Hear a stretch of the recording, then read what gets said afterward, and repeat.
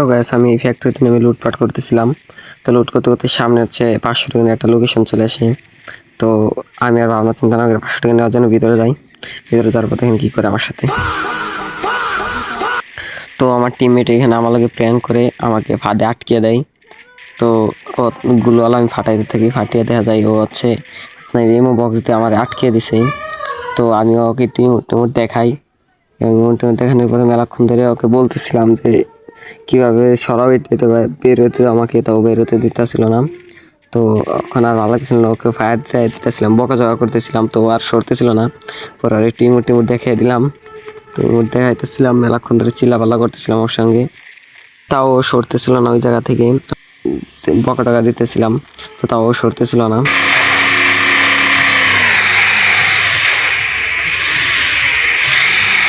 বহুত চেষ্টা করতেছিলাম কিন্তু বের হতে পারতেছিলাম না। ওকে আমি টোকেন দিয়ে মুখ দেখাই যাতে এটা সরিয়ে দেয়, কিন্তু সরাইতেছে না। তো এটা না সরানোর কারণে আমি আর বের হইতে পারতেছিলাম না।